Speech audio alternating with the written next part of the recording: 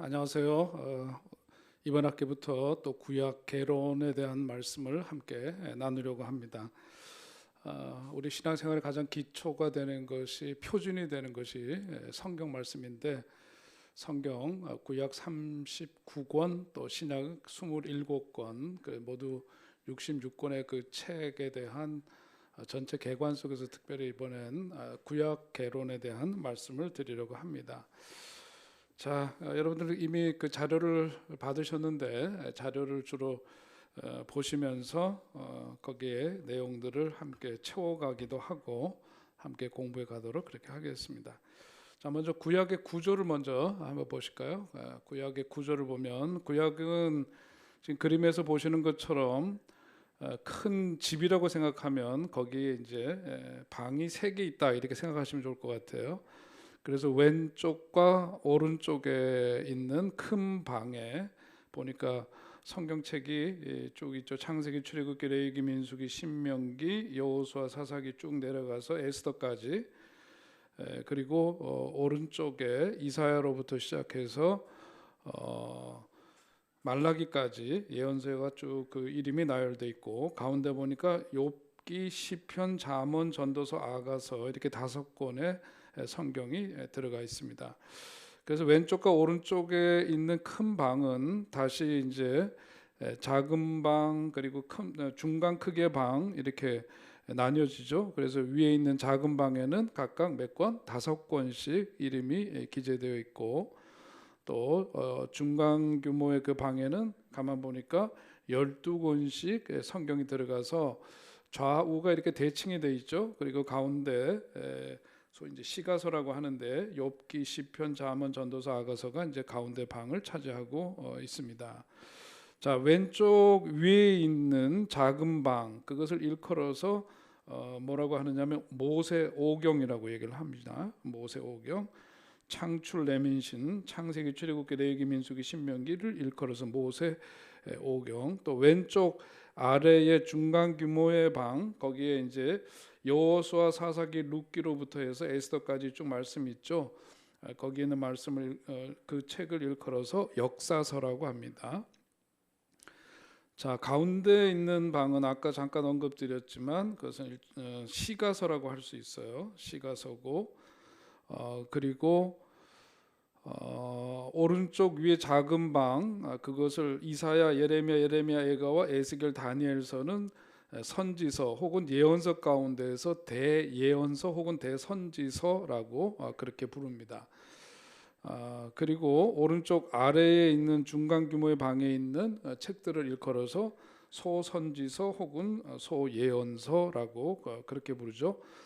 그래서 그 창세기서부터 쭉 에스더까지 이어지는 그 책을 분류를 하자면 역사서에 해당되고, 또 욥기에서부터 아가서까지 가운데 있는 책을 일컬어서 시가서, 그리고 이사야서부터 말라기까지 있는 책들을 통칭해서 선지서 혹은 예언서라고 하고, 거기에 대언서, 소예언서 이렇게 구분을 한다, 그렇게 말씀드릴 수가 있습니다. 그래서 구약은 전체 보니까 39권, 신약은 21권에서 성경은 모두 66권의 책으로 그렇게 구성되어져 있다, 그렇게 우리가 이해를 하면 되겠습니다.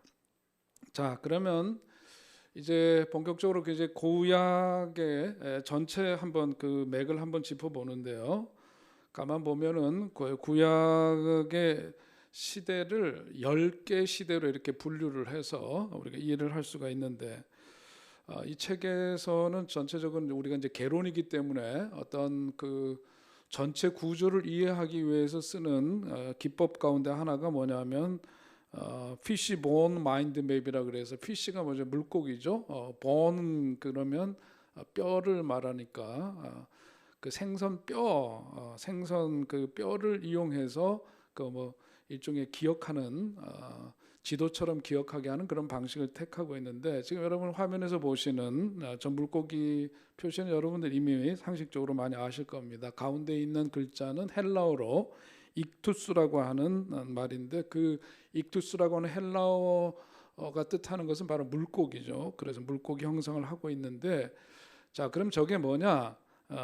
초대교회 성도들이 주로 암호처럼 쓰이던 그런 표시인데, 익투스라고 할 때 그 헬라어로 지금 5글자 초성입니다. 저게 초성을 따가지고 물고 그 글자 단어 자체는 물고기지만은 그게 어떤 뜻을 그를 그렇게 초성만 딴 거냐면은 예수 그리스도 하나님의 아들 구원자라고 하는 그 헬라어를 초성만 따서 앞에 첫 글자만 따가지고 만든 그 단어가 이제 익투스 물고기라는 뜻이죠. 그래서 그리스도인들은 바로 이제 물고기를 표시를 보면은 예수 그리스도 하나님의 아들 구원자라 하는 그런 의미를 파악하고 서로를 확인하는 하나의 표시로 사용했다 하는 것이 이제 역사 속에 있습니다.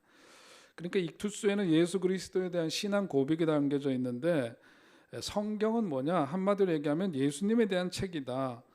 어떤 예수님에 대해 구약은 오실 예수님, 또 신약에 들어와서는 오신 예수님, 오실 예수님과 오신 예수님, 그리고 이제 계시록에 뒤에 나오는 말씀에서 다시 오실 예수님에 대한 말씀을 전하고 있는 책, 그게 바로 이제 성경책이죠. 그래서 피시본 마인드 맵으로 구약의 역사를 10개 시대로 구분해서 이제 여러분들이 한번 이제 보시면은 자, 첫 번째는 뭐냐면은 창조 시대입니다. 창조 시대.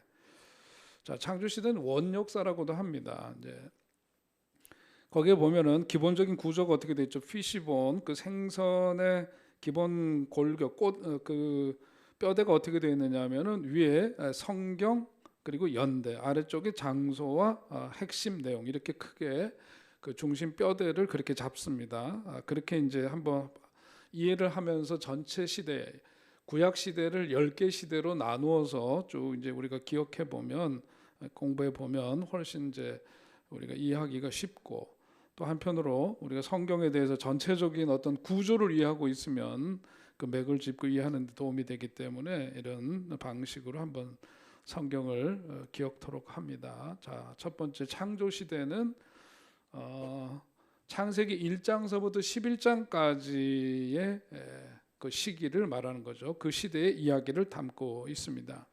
장소로 보니까 에덴에서 하란까지, 에덴 동산에서부터 하란까지 이어지는데 그게 뭐냐면은 아브라함이라고 하는 이제 족장 시대 이전에 그 아브라함의 아버지 데라가 죽기까지 그 시대를 일컬어서 이제 창조 시대다 그렇게 말합니다. 연대기로 보니까 주전 2090년 정도로 볼 수 있고 거기에 나오는 이제 그 사건을 크게 보니까 창조, 타락, 홍수 심판, 바벨탑 사건까지 창세기 9장인가 나오죠. 그래서 그 데라의 죽음에 이르기까지 거기 시대를 일컬어서 창조 시대다. 이게 이제 구약 전체를 10시대로 나눠봤을 때 첫 번째 시대에 해당되는 바로 그때고 두 번째 시대는 족장 시대입니다. 자, 족장 시대는 성경으로 보면 모세의 오경에 물론 이제 포함되어 있는 창세기 12장서부터 50장까지 거기 성경 말씀이 있고 또 시가서 가운데 일부가 시가서 그러면 아까 말씀드린 욥기, 시편, 잠언, 전도서, 아가서 그런데 전도서, 아가서, 잠언 이건 이제 솔로몬과 관계되고 시편의 일부를 제외하고 많은 부분이 이제 다윗에 의해서 쓰여졌는데 아무튼 거기에 보면 이제 시가서에 일부 해당되는 게 있어서 거기에 썼고 욥기가 왜 여기 있느냐면 욥은 족장 시대의 인물로 보는 겁니다. 그래서 여기에 이제 족장 시대 한 부분으로 보는 거죠. 그리고 거기에서 이제 그런 창세기 12장부터 50장까지의 장소적 배경은 어디냐면 앞에서 봤던 것처럼 그 이제 에덴 동산에서 어디까지라고 했어요? 하란까지. 그래서 아브라함서부터 시작되니까 그 하란에서 어디까지 이르느냐? 가나안까지의 내용이 담겨 있어요. 그게 36장까지입니다. 그리고 37장서부터 50장까지는 그 가나안에서 마지막에 이제 요셉이 애굽에 있으면서 가족들이 그쪽으로 다 오게 되죠. 거기 얘기까지 창세기 50장까지 담겨져 있는 내용. 그게 이제 족장 시대의 이야기입니다. 연대순으로 보자면은 여러분 거기 나와 있는 대로 그렇게 이해를 하시면 되겠고요. 핵심 내용은 거기 이제 그 족장들이 등장하는데 대표적인 족장이 아브라함, 이삭, 야곱, 요셉으로 이어지는 한 가문의 이야기이기도 하지만 성서 신학적으로 보자면은 이것이 이제 족장 시대를 대표하는 인물로도 보기도 합니다. 자, 아무튼 자, 이때까지 창세기 50장까지의 내용 거기까지를 일컬어서 족장 시대다 그렇게 말할 수 있겠고, 자, 그다음 이제 세 번째 시대는 출애굽 시대입니다. 출애굽 시대. 자, 출애굽기서부터 출애굽기는 물론 포함하고 이제 출애굽 당시에 기록된 레위기 말씀. 그래서 애굽에서 그 출애굽이 시작될 때, 출애굽을 시작할 때에 그 애굽, 그 다음에 이제 광야에 들어서서 생활했을 때에 바로 그 시기들, 그리고 그 가운데에서 보니까 또 그 시내 산에서 특별히 이제 두 번째 그 말씀을 받고 거기서 말씀을 선포하죠. 그 레위기에 있는 말씀이 바로 이제 제사법 중심으로 해서 있는 말씀들이 바로 이 출애굽 시대에 기록된 말씀이고 그 시대의 내용을 담고 있습니다. 자, 여기 보면 연대기적으로 보니까 주전 1875년서부터 1445년까지 그때 출애굽에서부터 이제 야곱이 애굽으로 그 이전에 야곱이 애굽으로 내려간 그때 이제 애굽으로 내려가서부터 쭉 있다가 거기에서 몇 년 동안이나 머물게 되죠. 430년이라고 여러분 아시죠? 거기에서 이제 성막을 세운 때까지 430년 그 출애굽의 여정입니다. 레위기가 주전 1445년 시내산에서 한 달간 더 머물 때 주신 하나님의 말씀을 받았을 때의 그런 기록들이죠. 자, 그래서 성경을 보니까 핵심 내용에 보면 애굽에서 종살이 하다가 출애굽을 한 이야기, 그리고 이제 출애굽을 한 이후 광야에서 레위기 말씀을 받고 시내산 언약이 체결되죠. 그때 언약이 체결될 때에 율법을 받고 성막을 세우고 거기에서 5가지의 그 제사 제도를 선포하고 그것을 실행하는 일들, 그리고 절기에 대해서 말씀하고 그 절기를 이제 지키기 시작한 그 일들이 바로 이제 출애굽 시대에서부터 시작이 되었다. 자, 그리고 이제 그 광야 시대, 여기 이제 서로 광야 시대와 출애굽 시대가 사실은 크게 보면은 다 이제 그 속에 포함된 것이라고도 볼 수 있는데요. 자, 거기 이제 광야 시대는 광야를 40년 동안 가면서 그 속에서의 일들 가운데 민수기와 신명기가 그 광야에서 일어난 일들을 기록하고 있습니다. 민수기에서는 광야를 지나서 모압까지, 모압 평야, 요단강 동쪽이죠. 거기에 이르기까지의 기록인데 주로 우리가 요즘 성경 통독하면서 같이 우리가 보시는 대로 민수기에 보니까 주로 백성들의 원망, 불평, 하나님에 대해서 저항하는 그런 이야기들, 광야 1세대들이 보여주는 그런 모습들을 신랄하게 거기에서 확인할 수가 있죠. 자, 신명기는 모압 평지에서 이제 약속의 땅으로 들어가기 전에 그 모압 언약, 다시 말해서 이미 체결한 하나님과의 그 약속을 가나안으로 들어가기 전에 만나 세대라 그러죠. 출애굽 2세대, 거기에 다시금 앞에서 선포된 그 율법을 다시금 가리키고 생활 속에서 구체적으로 지켜야 될 것들을 거기에서 이제 다시금 주지시키는 그런 내용, 그게 이제 신명기에 담겨져 있습니다. 자, 시기적으로 보니까 주전 1444년부터 1405년까지 이제 출애굽 광야 시대가 이제 출애굽해서 후반부에 해당되는 바로 이제 그때까지 내용을 담고 있죠. 거기에 이제 연대기에 따른 내용들이 담겨져 있는 것은 우리가 상식적으로 많이 아는 내용들입니다. 거기 한번 보시면 좋겠고요. 자, 그 다음은 이제 정복 시대입니다. 정복 시대. 요즘 우리 새벽 기도회 때 여호수아서 말씀 보시면서 그 내용이 바로 이제 정복 시대죠. 역사서에 해당됩니다. 여호수아서는. 그리고 그 장소는 물론 약속의 땅 가나안으로 들어가서 벌어진 일들을 기록하고 있습니다. 주전 1405년부터 1390년까지 이스라엘의 어떤 가나안 정복 초기, 그때서부터 여호수아가 죽을 때까지 그는 때까지 역사를 기록하고 있습니다. 뭐 아침에 요즘 새벽에 다 배우신 내용들이잖아요. 정복 전쟁을 몇 년 동안 했죠? 7년 동안 전쟁을 벌이고 거기에서 정복 전쟁 한 다음에 여호수아서 13장서부터 후반부에 보면은 그것을 이제 분배하는 내용들, 그래서 그리고 정착하는 과정에서 벌어진 일들, 이런 일들이 거기에 기록되어 있습니다. 자, 정복 시대를 지나서 그 다음에 이제 모든 것이 안정되고 평화 시대를 맞이하게 될 때에 그 시대는 사사 시대입니다. 이 사사 시대의 기록은 사사기와 룻기에 기록되어 있고 그 장소적 배경은 가나안과 모압 땅입니다. 자, 여기 이제 사사 시대는 얼마간의 기간을 일컫느냐 하면은 주전 1380년부터 1015년까지 약 365년 정도, 한 400여 년 정도 사사에 의해서 다스려지던 그런 시대를 일컫죠. 여호수아가 주전 1390년에 죽었는데 그 이후에 그 이스라엘의 역사는 사사들에 의해서 다스려졌고 그 거기에 보면 그 내용들이 쭉 이어지는데 주로 계속해서 사사들이 다스리면서 그 나라가 혼란기에 있고 자기 뜻대로 행하더라 하는 그 대표적인 말씀 여러분 기억하시는 대로 사람들이 자기가 하고 싶은 대로 하면서 나라가 모든 것이 다 경제적으로나 또 여러 가지로 안정되어 있는 상황 속에서 그들은 내적으로 그런 분열을 그리고 혼란스러운 영적인 시대를 거치게 됩니다. 자, 거기에서 이제 백미와 같이 빼어난 인물 하나를 우리가 만나게 되는데 바로 이방 여인이면서 이 사사 시대에 등장하는 인물이 누구냐면 룻이라고 하는 여인이죠. 룻은 여러분은 잘 아시는 대로 모압 출신의 여인이니까 이스라엘 사람들로 볼 때는 이방 여성입니다. 이방인인데 결국은 그 모압 출신의 이방 여인 룻, 그 사사 시대 빼어난 그 룻을 통해서 그 훗날 누가 나오냐면 다윗이 나오고 예수 그리스도가 그 가문 가운데 탄생하는 이야기. 자, 그렇게 해서 우리 이제 사사 시대를 우리가 생각해야 되고요. 그 다음에 이제 7번째는 통일 왕국 시대입니다.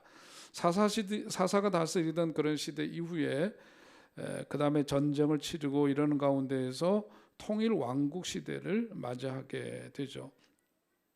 자, 여기에 따른 기록이 어디 있느냐면 역사서 가운데에서 사무엘 상하, 열왕기 상하, 열왕기 상 그리고 역대 상에 있는 말씀. 사무엘 하에 나오는 그 다윗의 통치는 제사장의 관점으로 다시금 정리해서 이제 나중에 이제 또 거기 기록이 되는데, 자, 이 통일왕국 시대에 그 쓰여진 기록, 그때를 기록하고 있는 책들이 바로 사무엘상하와 열왕기상, 역대상, 그리고 시편, 그리고 잠언, 전도서, 아가서. 그건 아까 말씀드린 것처럼 주로 다윗과 솔로몬에 의해서 그 기록된 책이기 때문에 통일 왕국 시대의 말씀으로 그렇게 분류를 합니다. 장소는 물론 이스라엘이 되겠죠. 그리고 연대로 보니까 주전 1105년부터 931년까지, 사무엘이 주전 1105년에 태어나는데 그때로부터 새 왕이 다스린 기간이 40년씩 해가지고 모두 120년입니다.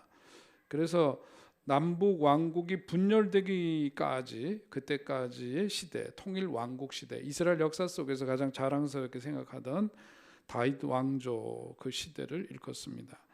자, 다윗이 죽고 솔로몬이 그 대를 이은 다음에, 솔로몬이 죽고 나서부터 그 다음에 이제 나라가 나뉘게 되죠. 북이스라엘과 남유다로 나뉘게 되는 분열 왕국 시대를 맞이하게 됩니다. 자, 역사서에 그 기록이 있는데 열왕기상 후반부 12장부터 22장까지, 또 열왕기 하에 있는 말씀, 또 역대 하에 있는 말씀, 여기에 이제 분열 왕국 시대의 이야기들이 담겨 있고, 그때 이제를 배경으로 해서 이제 선지서가 쓰여지죠.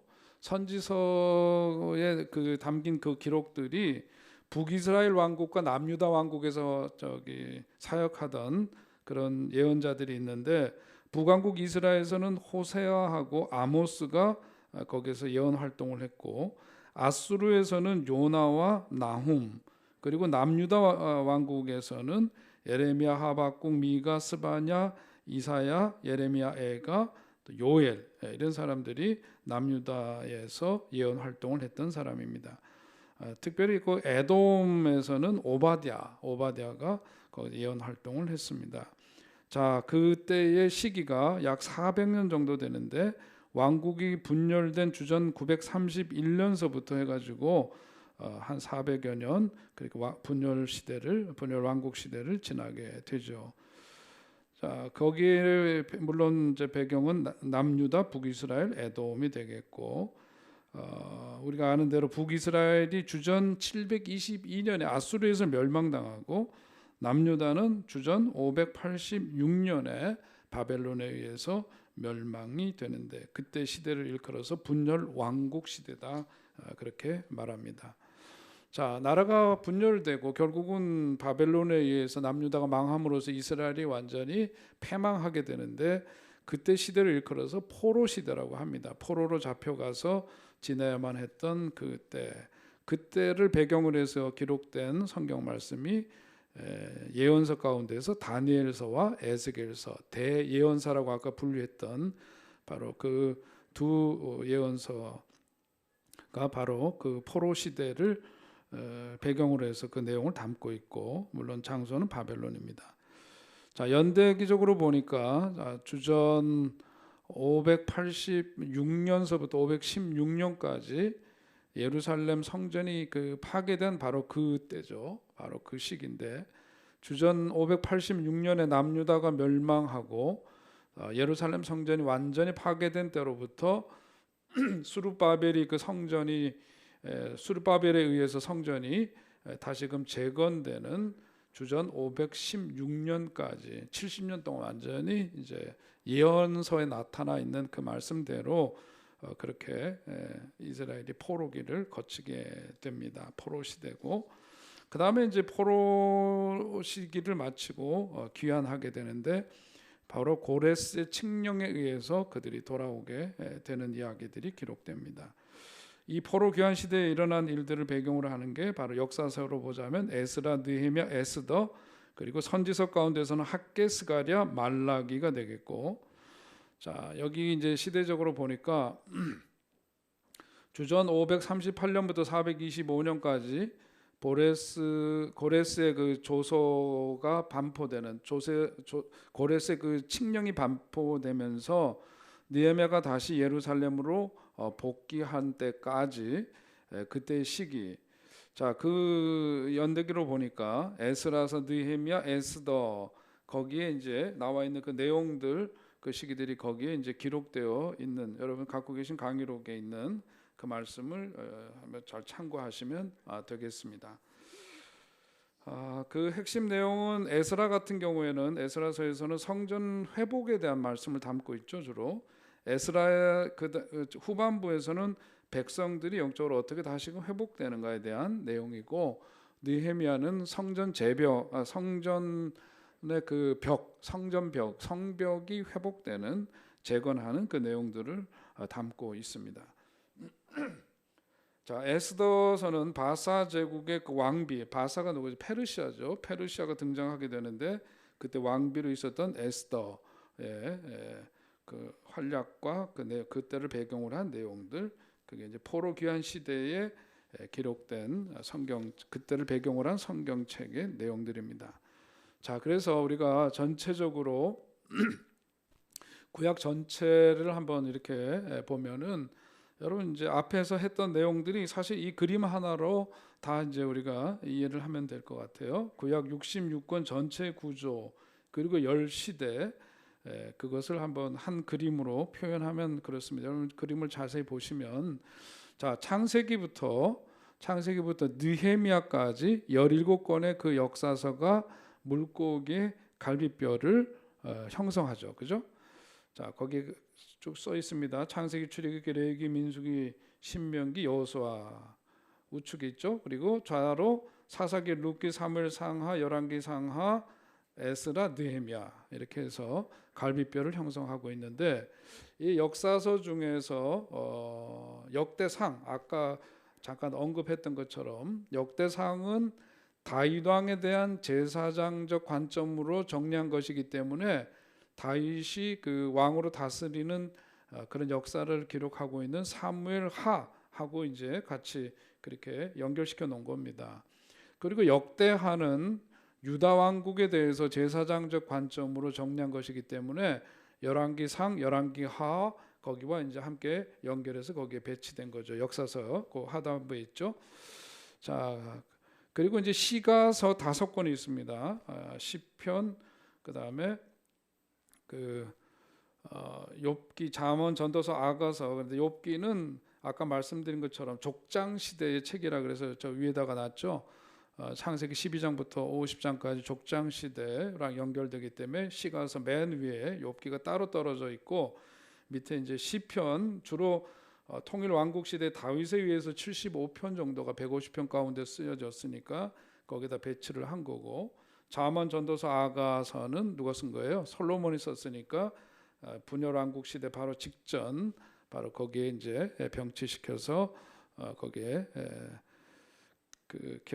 거기에 이제 자리를 놓게 된 거죠. 자, 선지서 17권이 있는데 선지서는 우리가 아는 대로 앞에서 본 대로 포로기 이전과 포로기 당시 그리고 포로기에서 돌아와서 귀환 한때 그때에 이제 기록된 책으로 크게 보면 나눌 수가 있겠죠. 자, 포로 전에 활동한 선지자들은 사역의 대상에 따라서 구분을 해보면 북왕국 이스라엘을 대상으로 해서 활동했던 선지자 아까 누구라 그랬죠? 호세아하고 아모스라고 그랬습니다. 호세아하고 아모스. 그 다음에 아수르 제국을 대상으로 해서 활동했던 선지자는 요나와 나훔이죠. 요나와 나훔. 그리고 남왕국 유다를 대상으로 해서 활동한 예언자들이 누구냐면 그 밑에 예레미야, 하박국, 미가, 스바냐, 그 다음에 이사야, 요엘. 네, 요엘. 그 다음에 그 오바댜는 그러면 누구냐면 에돔 족속을 향해서 메시지를 선포한 예언자입니다. 자, 그렇게 구분을 할 수가 있고 포로 중 포로기에 아까 언급했죠. 포로기 중에 활동했던 예언자이기도 하고 그때를 배경으로 기록된 게 다니엘서, 에스겔, 그렇게 다니엘서, 에스겔 그렇게 분류가 되고, 그 다음에 포로에서 귀환한 다음에 이스라엘의 남은 자들을 향해서 활동했던 선지자들이 있습니다. 그게 누구냐면 학개, 스가랴, 말라기 이런 사람들이 이제 활동을 했습니다. 자, 이렇게 보면 이걸 한번 머릿속에 크게 넣고 있으면 전체 이제 구약의 구조가 시대적으로 어떻게 돼 있고 어떻게 분류를 할 수 있겠구나. 역사서와 예언서 그리고 그 앞에 나온 또 시가서라든지 이렇게 해서 크게 이제 분류를 해서 볼 수가 있겠죠. 자, 구약 전체를 이해하기 위한 기본 틀을 이렇게 설명을 드렸습니다. 그리고 이제 먼저 창세기 들어가기 전에 공부해야 될 게 뭐냐면 지리 공부입니다. 지리 공부 먼저 또 하시겠는데요. 자, 그 지도를 한번 보십니다. 거기 지도를 보시면 자, 지도에 보니까 먼저 지금 보시는 데 보면 이집트가 보이고 사우디아라비아, 이라크, 시리아, 이란, 터키 이제 오늘날로 보자면 이런 나라들의 이름이 쭉 있고, 자, 이제 크게 보면 사우디아라비아 우측에 있는 게 뭐예요? 페르시아만입니다. 페르시아만. 그리고 이집트하고 사우디아라비아 사이에 시나이 반도가 있고 홍해가 있죠. 거기 홍해가 있고 그 위에 이집트 그다음 이스라엘 이어지는 그 옆에 있는 서쪽 바다가 지중해. 그리고 북쪽으로 가면은 닿을 듯 말 듯한데 대륙 그 사이에 흑해가 있습니다. 그래서 러시아가 요즘 이제 흑해 함대 해양으로 진출하기 위해서는 이곳을 끼고 있어야만 되기 때문에 굉장히 중요하게 여겨지는 그런 곳이죠. 그 다음에 그 위에 이제 우측에 보면 카자흐스탄 그 옆에 이제 카스피해가 있는데, 자, 여기서 이제 우리가 먼저 보면은요, 그 또 다른 지도가 있습니다. 또 그 밑에 있는 지도 한번 보시면 거기에 좀 색깔이 좀 다르게 이렇게 쭉 되어 있는 곳이 있죠. 거기에 페르시아만 있는 데서부터 쭉 올라가서 그 강이 있습니다. 티그리스 강이 있고 유프라테스 강이 있고 그렇게 해서 쭉 올라가서 밑으로 요단강 있는 대로 해서 좀 색깔이 다르게 표시되어져 있는 게 있는데 그게 바로 이제 비옥한 초승달 지역이다. 그렇게 부르는 바로 그 지역입니다. 왜 이곳이 중요하면 지금도 가장 많은 전쟁이 벌어지고 있죠.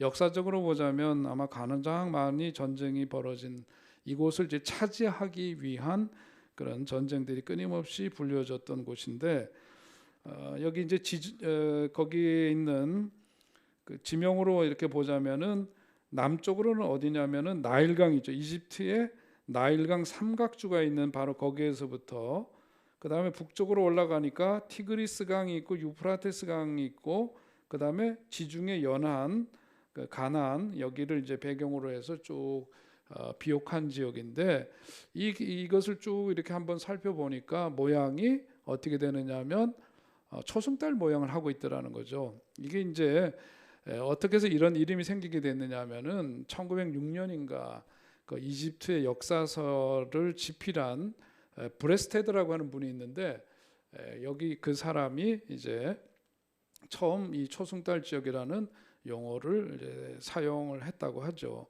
그래서 그렇게 불려진 이름인데 아무튼 이곳을 차지하기 위해서 이제 많은 이제 전쟁들이 그동안 있게 됩니다.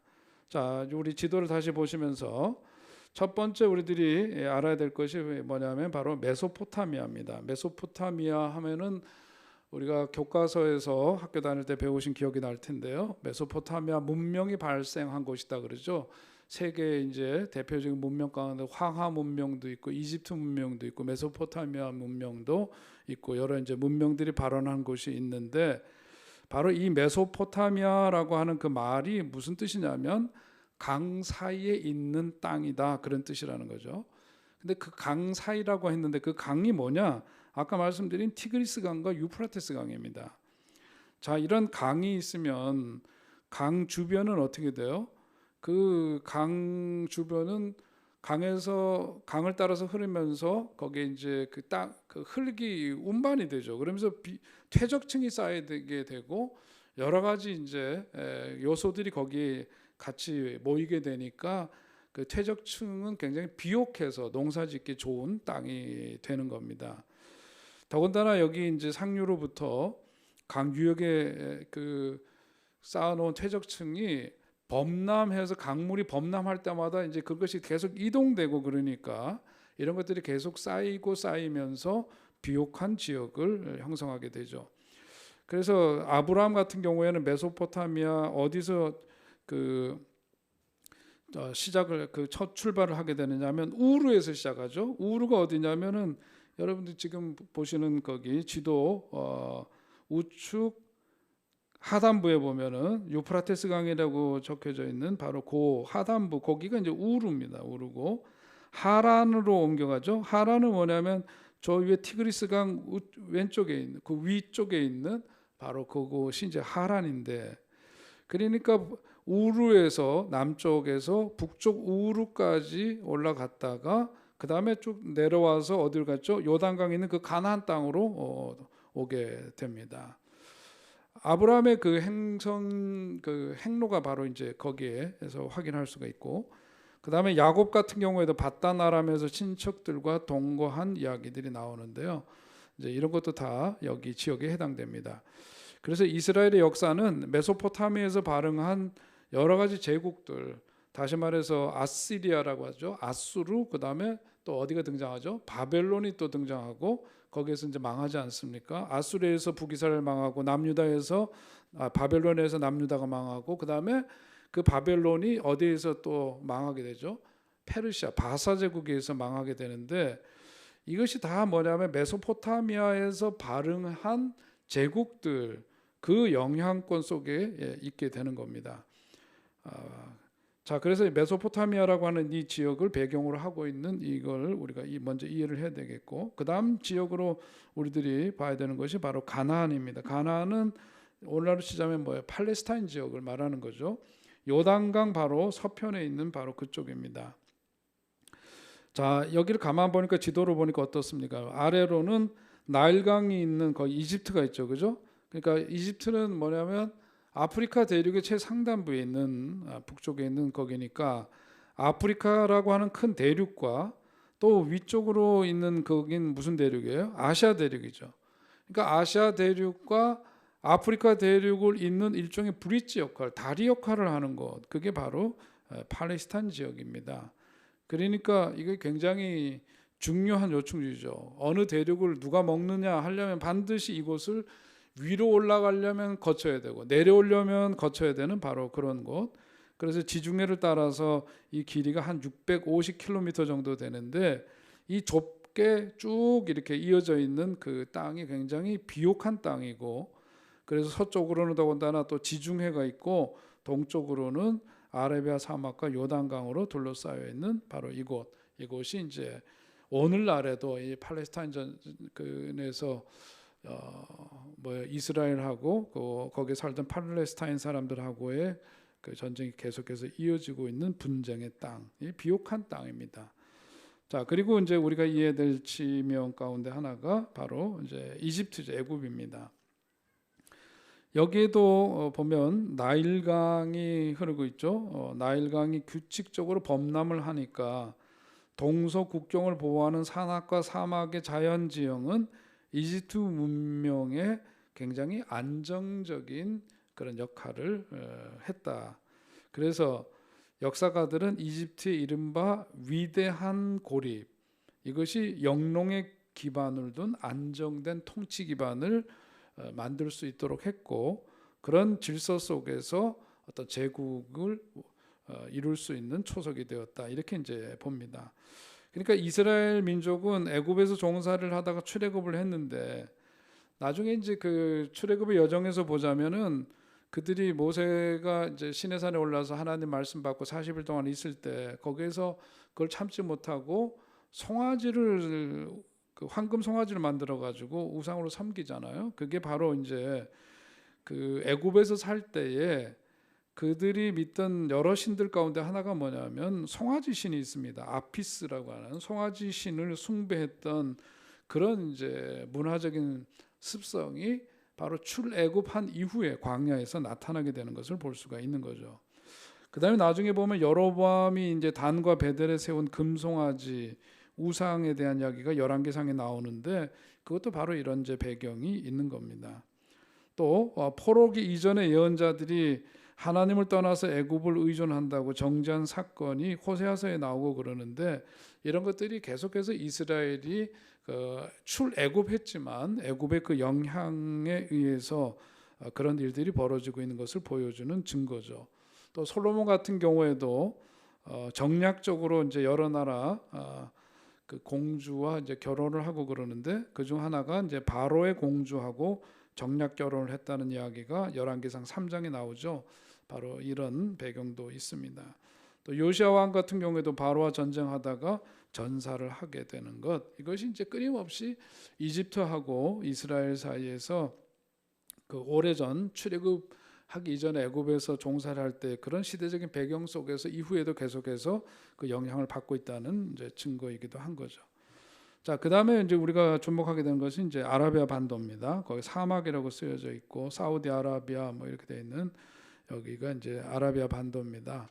아라비아 반도의 그 사막이 이제 의미하는 거는 위로 무슨 문명이라 그랬어요? 메소포타미아 문명이죠.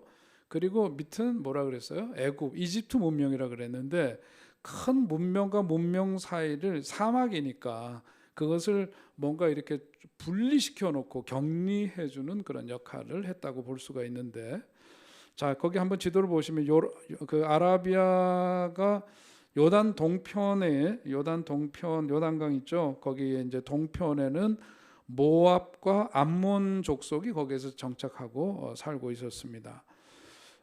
모압과 암몬은 누구예요? 우리 성경에 나와 있는 그 얘기 상기해 보면 아브라함의 조카 누구? 롯이 두 딸하고 근친상간을 하게 되죠. 그래서 태어난 그 자녀들이 모압과 암몬입니다. 그러니까 모압과 암몬은 대대로 성경에 보니까 여호와의 총에 들어올 수 없다. 우리 지난번 새벽에 신명기 말씀 23장에서 함께 그 말씀 확인한 적이 있습니다.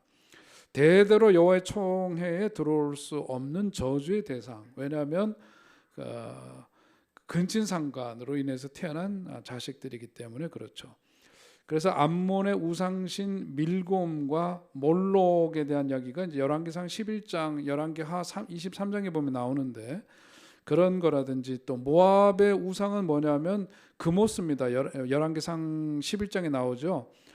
거기 이스라엘에게 끊이지 않는 이런 두통거리가 됐던 일들이 바로 이제 모압과 암몬입니다. 그래서 계속 구약에 보면은 전쟁을 벌이거나 이럴 때 계속해서 이제 이들하고의 다툼이 있게 되는 바로 그 배경은 이런 일이 있었던 거죠.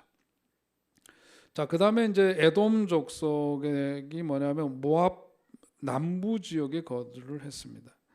모압 남부 지역에 그 에돔이 있어요. 에돔은 누구예요? 야곱의 형 에서의 후손들이죠. 에돔 족속입니다. 그래서 예루살렘이 무너지는 날까지 이스라엘 민족하고 계속해서 야곱과 에서가 엄마 뱃속에서 다투었듯이 계속해서 경쟁하고 다투는 그런 관계 속에 있게 됩니다. 그리고 이제 아말렉과 미디안도 북아라비아에 거주했던 그런 족속인데, 아말렉은 에돔과 마찬가지로 에서의 후손입니다. 그러니까 이제 사이가 좋을 리가 없는 거죠, 이스라엘하고. 그래서 이스라엘 민족이 출애굽할 때에 이스라엘하고 전쟁하고 약탈하고 괴롭혔던 그런 일들, 그게 이제 다 아말렉과의 관계 속에서 일어난 일들이고, 미디안 족속하면 생각나시는 게 뭐가 있죠? 미디안도 아브라함의 후손인데 요셉을 애굽으로 데려갈 때 미디안 상인들이 그를 데려갔는데 바로 그 미디안 족속이죠. 모세가 그 시내 반도의 그 도피에 있으면서 목자 생활을 했는데, 그가 결혼했던 그 이드로의 딸, 이드로의 딸도 누구예요? 미디안 사람이죠. 미디안 광야로 피신해서 거기 있으면서 결혼을 했던 기록이 나와 있고, 또 사사 시대의 미디안 족속이 이스라엘을 괴롭힌 이야기들이 사사기에 보면 또 나와 있기도 합니다. 자, 이런 내용들이 이제 전체 오늘 구약의 아주 짧은 시간이지만 전체 어떤 구조, 지리적인 배경들, 이런 것에 대한 말씀을 우리가 함께 보셨습니다. 아마 이 짧은 시간에 전체 이 구조를 공부를 했지만, 여러분 나중에 다시 한번 들여다 보시고 복습하시면은, 그래서 구약 전체가 머릿속에 이렇게 들어와 있어야 됩니다. 이런 개관을 여러분 꼭 이해를 하시면서 보면 좋겠고요. 자, 이제 창세기로 들어가겠습니다. 창세기. 자, 창세기 기본적으로 앞에서 이제 전체 개관, 창세기도 이제 누가 언제 어디서 무엇을 어떻게 왜라고 하는 그런 주제를 가지고 한번 여러분 살펴보시도록 하겠습니다. 자, 서론에 해당되는 말씀인데요. 자, 누가입니다. 누가 이제 창세기를 이걸 기록했느냐, 이제 그런 건데요. 기자가 저자가 누구냐, 그런 건데, 모세 오경에 해당된다 그랬죠. 앞에서 창세기, 출애굽기, 레위기, 민수기, 신명기는 모세 오경이라고 해서 모세에 의해서 기록된 혹은 편집되고 기록된 책이다, 그렇게 흔히 이야기를 합니다. 근데 우리 창세기를 보면 창세기에서는 이 창세기 기자가 누구다 언급을 안 하고 있죠. 창세기 기록된 내용은 모세가 물론 태어나기 훨씬 이전의 내용들입니다. 그러니까 이게 도대체 모세 오경이라고 얘기를 했는데, 모세 오경이라고 얘기를 할 수 있는, 모세가 썼다고 얘기할 수 있겠느냐, 이제 그런 거죠. 여기 이제 잠깐 거기 내용은 우리 이제 여러분들이 갖고 계신 그 강의록을 참고로 보시면서 이제 저를 보시면 좋겠어요. 자, 우리가 이제 창세기 모세 오경이라고 했는데 5개의 모세가 기록한 경전인데, 자, 여기에서 이 저작을 한번 우리 상식적으로 생각해 보면은 모세 시대에 물론 이제 출애굽의 여정 속에 모세가 있었고, 그 이전 시대까지 우리 포함해서 모세가 120년을 살았잖아요. 120년을 살면서 가장 문제가 되는 건 뭐냐면 창세기 같은 경우에 창세기를 그러면 모세가 어떻게 해서 기록을 했느냐. 성경 기록은 기본적으로 뭐라 그래요?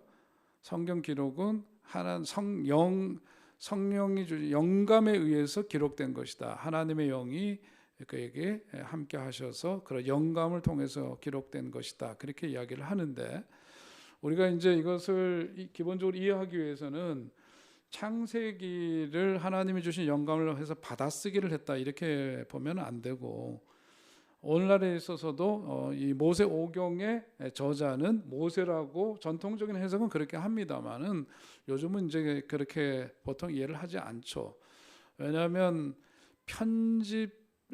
편집사적인 비평으로 해서 소위 이제 문서를 주로 이렇게 확인을 해보면서 보니까 우리가 기본적으로 상식적으로 또한 알 수 있는 것처럼 성경이 이렇게 책으로 어떤 활자화되기 전에는 뭐였을까요? 활자화되기 이전에는 이것이 하나의 내러티브 이야기였습니다. 이야기. 쭉 구전되어 오던 이야기들이 있죠. 구전되어 오던 이야기들이 어느 시대에 이르러서 그것이 이제 문서화되고 조각조각 있던 그런 문서들이 어느 시대에 이르러서는 편집이 되어서 하나의 구성이 되고 이런 이제 과정을 거쳐서 이제 책이 완성이 되는데 이런 모든 일련의 일들이 하나님의 영감을 받은 하나님이 주신 영감을 받은 이들에 의해서 함께 이것이 집성되고 그렇게 해서 만들어졌다고 보는 것이 맞을 거예요. 예를 들자면 이게 이제 피라밋이라고 볼 때 피라밋은 가보니까 수많은 돌들 엄청나게 큰 수많은 돌들이 함께 쌓여져서 이런 형태를 이루고 있죠. 그런데 이 피라밋이라고 하는 것을 우리가 하나의 완성된 책이라고 한번 볼 때 이 피라밋은 어떤 과정을 통해서 완성이 되었느냐? 어떤 과정을 통해서일까요? 처음에는 어떤 산에 돌이 있었겠죠. 그러면 이 돌 원석이 있단 말이에요. 원석이 있는데 이 원석을 깨트려서 어떻게 운반을 해야 되겠죠. 여기다가 이것을 완성하기 위해서는 원석이 있을 거고 이 원석을 쪼개는 작업, 그 다음에 운반하는 작업, 운반한 다음에 어떻게 다듬는 과정, 그 다음에 이것을 다시금 배치를 해서 이런 형태로 완성이 되듯이 책이라고 하는 것은 이런 과정을 통해서 된단 말이에요. 그러니까 이제 과거에는 18세기, 19세기 초반까지도 뭐냐면 모세오경은 그냥 모세가 썼다. 오케이. 그냥 그걸로 끝이었어요. 그러나 요즘은 이제 하나하나 좀 따져 보니까 그거는 말이 안 되는 게 창세기 때 그 내용을 그렇게 기술하기가 어렵죠. 그리고 모세 시대에 쓰여진 그 책이지만 출애굽기라든지 또 모세오경이라고 일컫는 출애굽기, 레위기, 그다음에 신명기라든지 민수기라든지 여기에 보니까 모세가 소설로 보자면 어떤 글을 쓸 때 소설로 보자면은 보통 1인칭으로 쓰는 소설이 있고 3인칭으로 쓰는 소설이 있고 그렇죠. 그죠? 자, 그러면 이것을 기록할 때 창세기라든지 이런 것들은 뭐냐면 3인칭 전지적 작가에서 쓰여진 거라고 볼 수 있단 말이에요. 그런데 보면은 자기 자신에 대한 언급이나 이런 것에 대해서 나라고 하지 못해요. 그러니까 거기 이제 문맥들 속에서 보자면 여러 가지 이제 그런 부분들을 많이 찾아낼 수가 있는데 이런 이제 여러 가지 증거들로 볼 때도 그렇고 보통 편집사 어떤 책이 완성될 때 이것이 되어지는 과정들을 과학적으로 볼 때는 이것이 한 그 모세 개인에 의해서 그냥 쭉 앉은 자리에서 받아쓰기식으로 기록된 책이다 이렇게 볼 수는 없다. 그걸 우리가 그냥 상식적으로 이해를 하면서 이제 좀 더 깊이 들어가면은 그렇죠.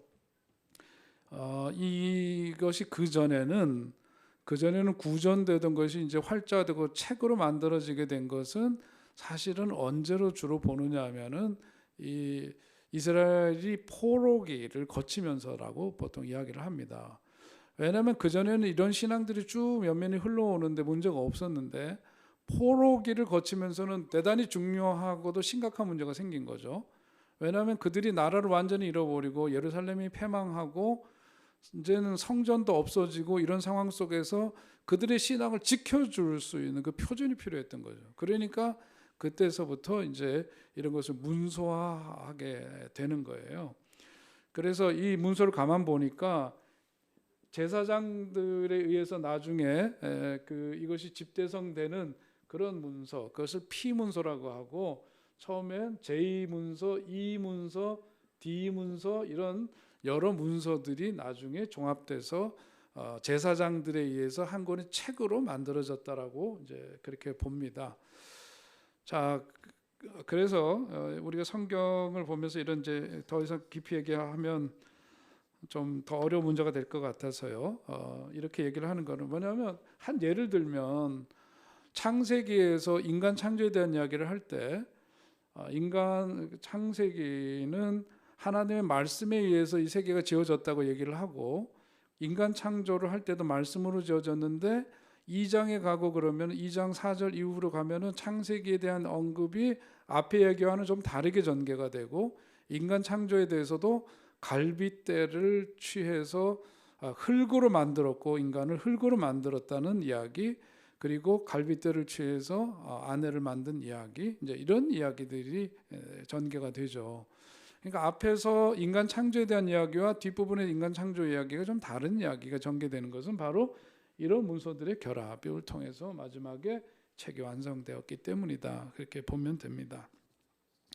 자, 아무튼 기본적인 좀 그런 이해를 하면서, 자, 다시 우리 PPT 보시면서 한번 내용에 들어가도록 하겠습니다.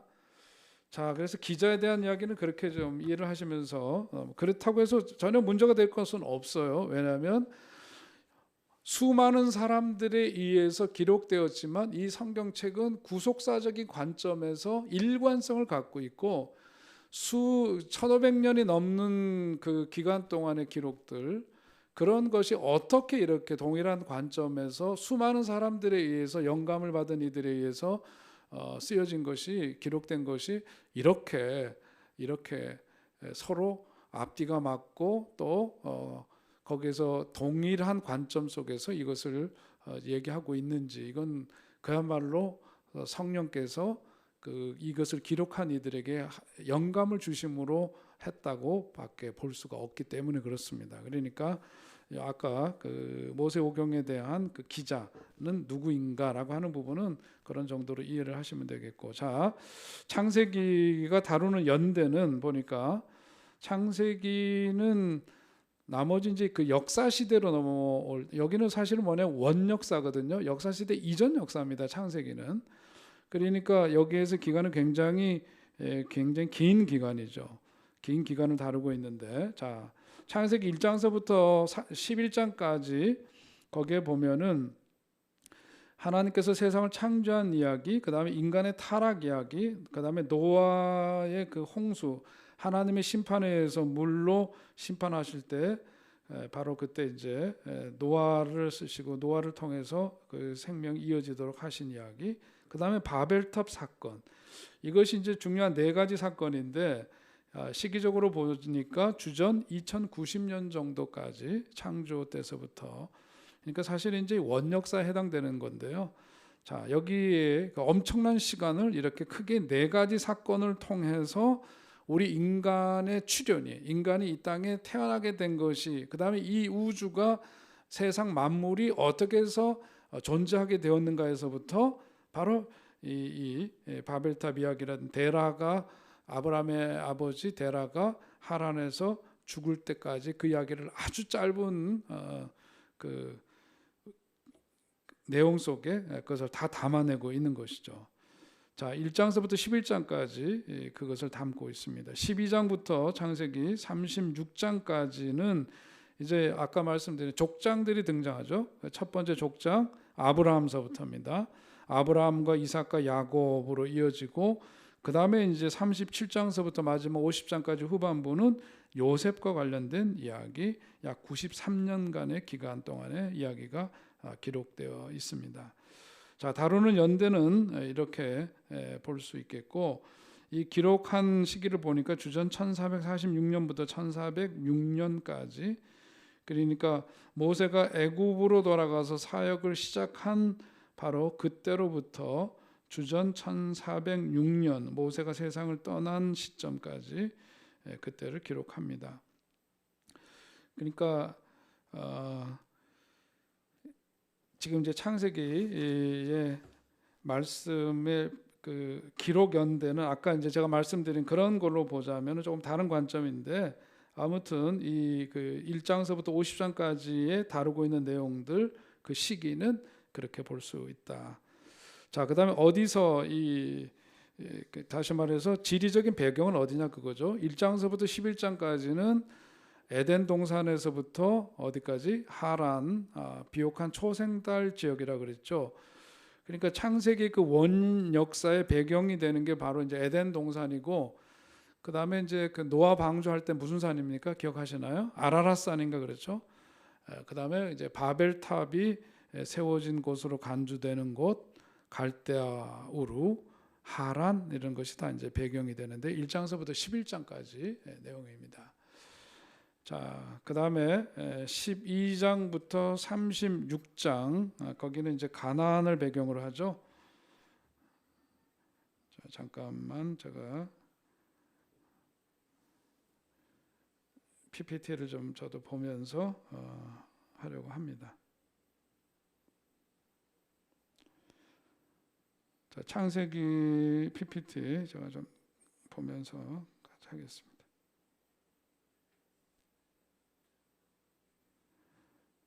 자, 어디서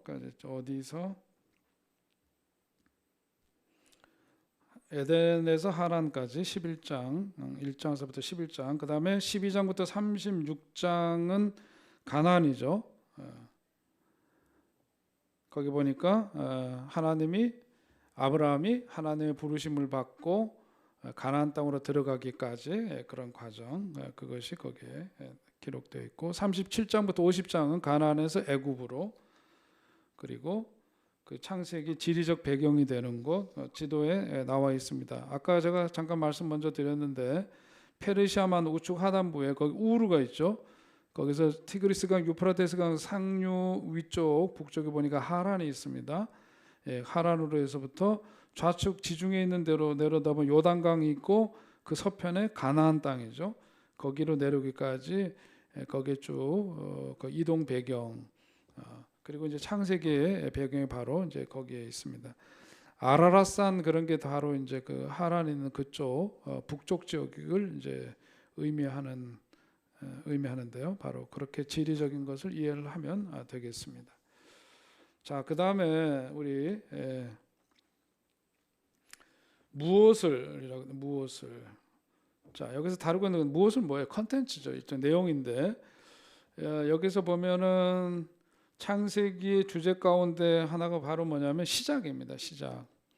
In the beginning 그러죠. 처음에, 태초에, 그러면서 인류의 시작과 이스라엘 민족의 시작을 알려주는 그런 내용들이죠. 자, 그러면서 인류의 시작이 1장서부터 11장까지 있는데, 그 내용들은 거기에 기술되어져 있는 그 내용을 보시면 되겠죠. 우주 창조, 온 세상이 지어지게 된 그 처음, 태초에 그런 말로 시작해서 우주의 시작을 알려주고, 그 다음에 인류, 그 다음에 안식일, 그 다음에 한 가정을 이루도록 하신 이야기, 그 다음에 범죄한 이야기, 그 다음에 희생제사와 구원에 대한 이야기, 이것을 이래서 원시복음이라고 또 얘기를 하는데요. 자, 그 가족에서 일어난 이야기, 또 문명, 그 다음에 형제 살인에 따른 그런 어떤 제도적인 것들, 그런 내용들이 이제 나오고, 또 그 다음에 그 이후에 나라들에 대한 이야기, 그렇게 쭉 이제 그 내용들이 이어져서 나옵니다. 자, 거기에 이스라엘 민족의 시작은 바로 이제 누구서부터예요? 아브라함서부터죠. 아브라함서부터 그 민족이 시작됩니다. 자, 그런데 여기에서 이제 우리가 창세기 공부를 하면서 잊지 말아야 될 것은 뭐냐면은 이게 아까 뭐라 그랬어요? 성경은 무슨 책이라 그랬죠? 예수에서 오실 예수, 그 다음에 오신 예수, 그 다음에 뭐예요? 다시 오실 예수. 그러니까 그 메시아 구원에 대한 이야기를 담고 있는 게 성경책이기 때문에 모든 구약의 이야기는 결국은 어디를 지목하게 되느냐면 예수 그리스도를 향하게 되어 있는 겁니다. 그래서 창세기에 나타난 예수 그리스도, 창세기에도 보면 예수 그리스도 예표가 많이 등장하는데, 자, 가장 먼저 첫사람 아담에 대한 거죠. 첫사람 아담을 보면 아담은 누구냐? 장차 오실 예수 그리스도의 하나의 모형이다. 로마서 5장 14절에 보니까 아담은 오실 자의 모형이라 그렇게 말했죠. 그런 것처럼 아담은 다시 앞으로 오실 예수 그리스도의 모형이라고 말하는데, 자, 어떤 점에서 그러냐? 아담이나 예수님은 처음에 이 세상에 오실 때 뭐가 없었냐? 죄가 없었단 말이에요. 그죠? 아담이 이 세상에 하나님께서 그를 지으셨을 때는 죄가 없는 존재였습니다. 나중에 이제 인간 타락을 하게 되고 죄를 짓게 되는 것은 그 이후의 일이죠. 자, 그렇게 해서 아담과 예수님은 죄 없이 세상에 들어왔고, 아담은 옛 창조의 머리라면 예수님은 새 창조의 머리가 되시는 분이다. 그리고 아담의 아내 하와는 불순종한 여자였고, 그런데 예수님은 주의 여정이요, 주의 여정이오니 말씀대로 내게 이루어지이다라고 하는 마리아의 그런 고백. 그래서 하나님께 순종한 여인의 아들로 이 땅에 오셨다 하는 점, 그런 게 이제 다른 점입니다. 아담은 에덴 동산에서 불순종했지만 예수님은 겟세마네 동산에서 순종하신 분으로, 또 아담에게 주신 생명나무는 결국 사망의 나무가 되고 말았지만은 예수님이 짊어진 사망의 그 십자가, 죽은 나무로 만들어진 그 십자가는 오히려 예수 그리스도로 말미암아 생명의 나무가 되었다 하는 것을 보여주는 이야기라는 거죠. 자, 인류는 아담의 불순종 때문에 하나님과 교제 관계가 끊어지게 되었고 하나님과의 사귐을 잃어버린 것이 되었는데, 그런데 화목제물 대신 예수 그리스도의 순종으로 말미암아 끊어진 관계를 회복하게 되고 하나님과의 사귐을 회복하게 되었다. 자, 아담을 통해서는 바로 예수 그리스도 관계에서는 그런 것을 예표한다고 볼 수 있고, 또 가인과 아벨을 아담과 하와 사이에서 나왔는데 그 중에서 가인은 범죄한 인간이었지만 아벨이 죽임당한 그 아벨이 의미하는 것은 아벨이 드린 피의 그 희생 제사, 그게 바로 그리스도를 가리키고, 아벨이 가인에 의해서 죽임을 당하는 것도 예수 그리스도의 희생을 예표하는 사건이라고 그렇게 보는 거죠. 거기에서 이제 죽임당한 양, 죽임당한 양이 바로 누구를 예표하느냐? 바로 예수 그리스도를 예표한다. 희생 양을 의미하는 거고, 그 다음에 뒤에 나오는 구원의 방주, 그 노아 시대의 그 방주는 신약 시대 예수님이 홍수와 노아 방주에 대해 말씀하시면서 노아의 때를 말씀하셨는데, 인자가 오시는 때와 비교를 하면서 구원의 방주에 대한 이해를 거기서 우리가 할 수 있고, 그 다음에 멜기세덱에 대한 이야기, 그 14장 18절서부터 20절에 보면 멜기세덱은 의의 왕으로 거기에 이제 표현하고 있는데, 히브리서 7장 2절에서 나와 있는 그 표현대로 예수님은 장차 오셔서 그런 의로 통치하실 왕을 예표하는 것이다, 그렇게 이해를 합니다. 또 멜기세덱은 평강의 왕이라고 하는데 예수님 역시 평강의 왕이라고 칭함을 받을 그런 분으로 예표를 하고 있다는 거죠. 멜기세덱은. 자, 그 창세기에 나오는 그 멜기세덱, 갑자기 이제 등장한 인물이어서 좀 아리송하게 느껴질 수 있는데, 바로 창세기에서 등장하는 그 멜기세덱이 장차 오실 예수 그리스도를 이런 모습을 예표하는 것이라고 이해를 하는 거죠. 자, 그래서 멜기세덱은 하나님의 아들을 닮았고, 멜기세덱은 왕이면서 제사장이었는데 예수님은 그리스도이시면서 왕이자 동시에 제사장이고 선지자이신 그런 분이시다. 사실은 이게 이제 제사에 대한 이야기를 가장 많이 언급하고 있는 신약 성경 히브리서에 나오는 말씀을 또한 배경으로 합니다. 자, 그다음에 이제 이삭은 아브라함의 아들이고 예수님은 아브라함의 후손으로 오셨다는 것. 그래서 이삭과 요셉으로 이어지고 거기에 있는 내용들이 이제 보면은 장차 오실 예수 그리스도를 예표하는 그런 내용들로 거기서 이제 이야기를 하는데요. 자, 거기 이제 괄호넣기 한 번만 볼까요? 자, 요셉으로 가서 요셉의 세 번째 요셉의 형제들이 요셉의 통치를 원하지 않았다. 유대인들도 예수님의 다스림을 거부했다. 자, 그 이제 형제간에 형들이 이제 요셉을 팔아먹었다가 나중에 이제 국무총리가 된 형을 만났을 때에 이제 그때 이야기를 배경으로 하면서 예수님에 대한 이해를 이제 그렇게 하는 거죠. 유대인들도 예수님의 다스림을 거부한 것을 요셉을 하나의 이제 장차 오실 예수 그리스도 메시아에 대한 예표로 또 보면서 그런 설명을 하고 있는 거예요. 자, 은을 받고 팔렸는데 요셉은 은 20에 팔렸고 예수님은 은 30에 팔리신 이야기. 이런 것들이 다 이제 구약과 신약이 관통하면서 장차 오실 예수 그리스도를 예표하는 것으로 묘사하고 있다. 그렇게 보는 겁니다.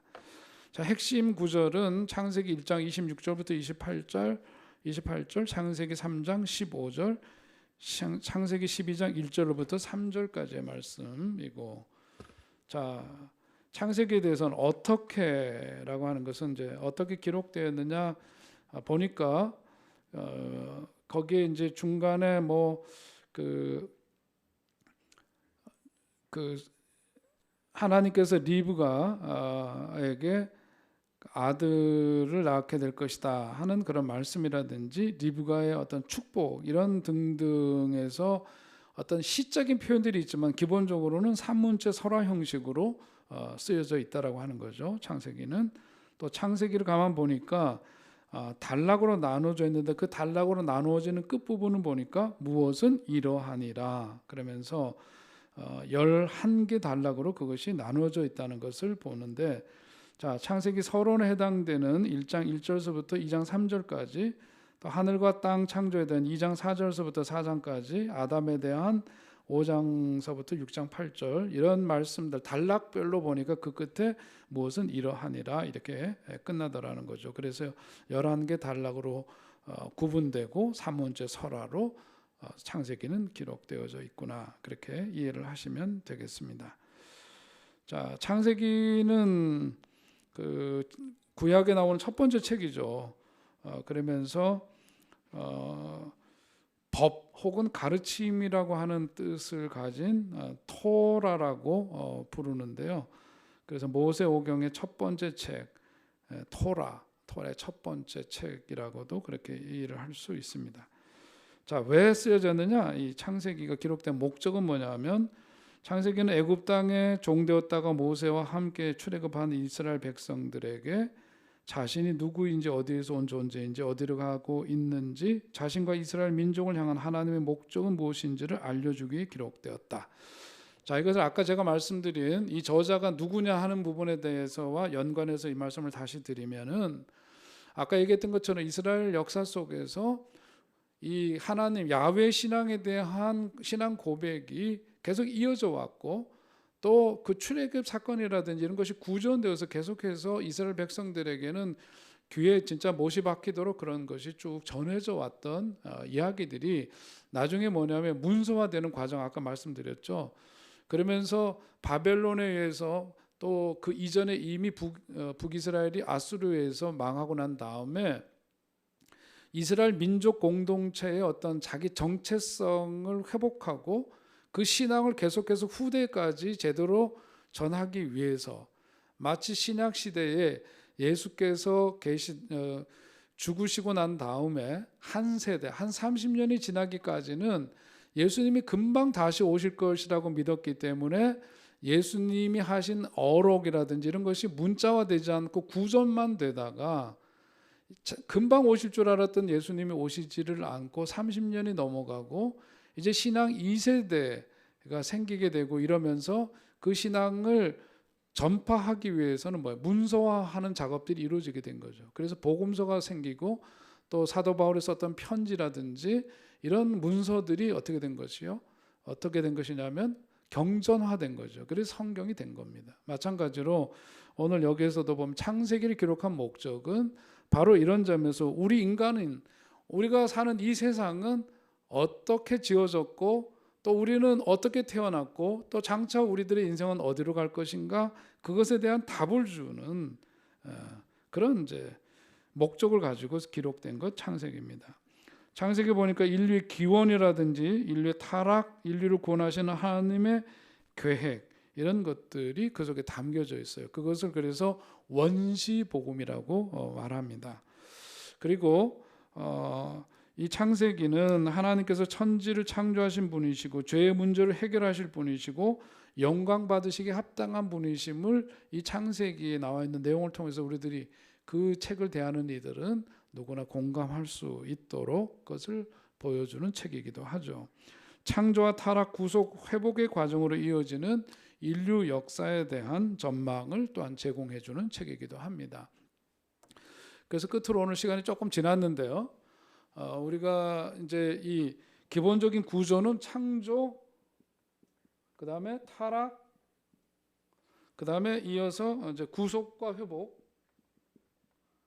회복으로 이제 이런 틀을 갖고 전개가 되는데, 가장 먼저 뭐냐면은 우리 이제 웨슬리 목사님이 강조했던 것은 뭐냐면 여기서 선행하시는 은총, 선행적 은총에 대한 것. 그러니까 죄가 있기 전에 하나님께서 우리들에게 주신 원 축복이 있었다는 거죠. 오리지널 블레싱이라고 해요. 다음 주에 다시 한번 말씀드리겠는데, 오리지널 신, 인간의 어떤 원죄 타락의 이전에 하나님이 주신 원 축복의 역사, 오리지널 블레싱의 역사가 있었다 하는 것, 그것을 우리도 이해하면서 그 다음에 이제 이 구속사를 어떻게 볼 거냐, 그 다음 말씀으로 들어가서 보도록 하겠습니다. 오늘 여기까지 하겠습니다. 기도하겠습니다. 하나님, 은혜를 감사합니다. 바쁘게 또 한 주간 보내고 금요일 저녁인데 오늘 우리가 다시 말씀을 배우기 위해서 모이게 하시니 감사합니다. 우리가 구약 성경 이제 결혼 첫 시간을 우리들이 함께 이제 공부하면서 우리들 존재에 대해서 또 우리가 살아가고 있는 이 세상에 대해서 하나님께서 지으시고 하나님께서 우리를 향해 갖고 계신 그 마음들을 헤아리면서 더욱더 깊은 그 믿음의 세계 속으로 들어갈 수 있는 우리들 되게 하여 주시옵소서. 배움을 통해서 우리들의 어떤 영적인 성장이 있게 하시고 삶에서 또한 변화가 일어나는 역사도 있게 하여 주시옵소서. 예수님의 이름으로 기도하옵나이다. 아멘. 감사합니다. 수고하셨습니다.